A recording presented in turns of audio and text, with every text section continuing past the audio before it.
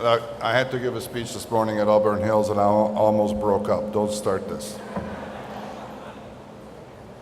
Ron, thank you very much for your remarks today, but I think it's much more important that you and Brian Deese be here to celebrate this moment. I can tell all of you that having spent a lot of time in Washington in 2009, and especially with Ron, that there were no stronger advocates for the survival of Chrysler than Brian and Ron. They took on a number of skeptics who saw another fate for Chrysler and were very fortunate, ultimately, that their views prevailed. Anyway, good afternoon to all of you, dear colleagues, ladies and gentlemen, elected officials, and honored guests. I thank you for being with us on this important day. June 10th, 2009, barely 2 years ago, what now appears to be a very distant past, represented a new beginning for all of us. For me, who had just arrived at Chrysler to begin this turnaround, for you who have been through several trying months and even years full of trepidation and uncertainty, and for Chrysler, the organization as a whole, Chrysler had just emerged from bankruptcy in one of the darkest periods in its history. And even though we knew little about each other, we all hoped that somehow we would rebuild this company and restore it to its rightful place. We were united by the same passion, the kind of passion that only great projects can inspire. It was a day of celebration because after months of uncertainty, we finally knew that we had a chance to build a future. And we were encouraged by the fact that someone believed in us, and from that moment forward, we were able to take our destiny back into our hands.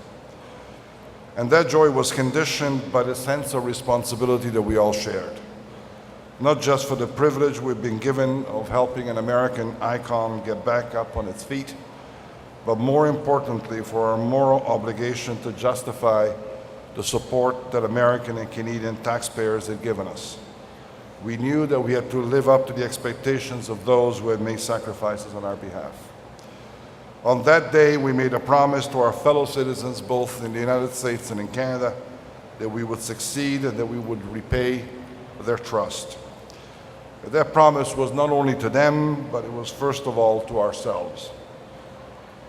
I'm pleased to announce that significantly in advance of the initial plan, in a little more than 23 months, not 2 years, a little more than 23 months from the momentous day, we have fulfilled our promise. We have received confirmation this morning at 10:13 a.m.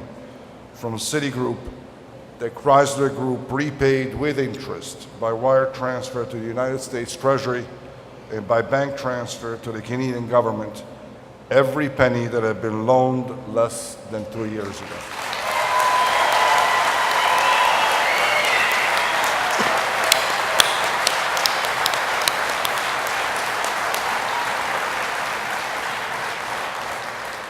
It happens rarely in life that we're given a second chance. We are fully aware that those credit facilities give us such a chance, enabling us to begin the important work that needed to get done. And we are still very, very grateful to President Obama and to his administration, to the Automotive Task Force, to the US, Canadian, and Ontario governments and taxpayers, to our unions who have partnered with us in this recovery, and I want to thank in particular the General for being here and for really being on our side as we started our process back in 2009. We need to thank Fiat for its engagement as an alliance partner and now as an equity investor in Chrysler, and for what were in many cases huge sacrifices made by many of our stakeholders.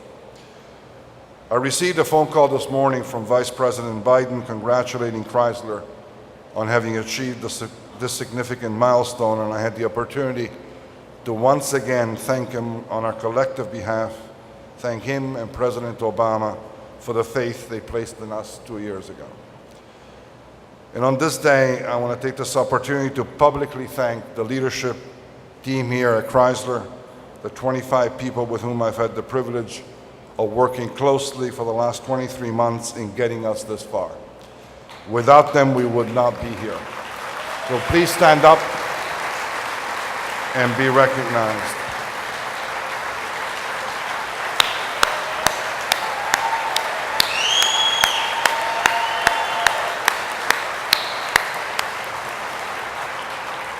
And in particular, this day would not have been possible without the tireless efforts and the dedication of two individuals in our leadership team, Holly Deese, our General Counsel, and Richard Palmer, our Chief Financial Officer.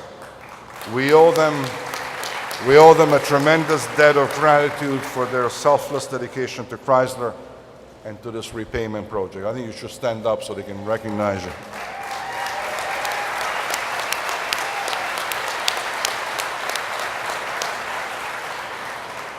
Every single day for these past 2 years, we have been conscious of the moral responsibility we have to all those individuals and organizations and we have put all our resources into demonstrating that the sacrifice and their investment was worthwhile. I vividly remember how analysts and the press reacted when we announced that within a very short period of time we would fully renew our product range and get our financials back into shape. And I remember the skeptical and the patronizing looks on their faces, looks like the one that you might give a child when he announces that he's going to be an astronaut when he grows up.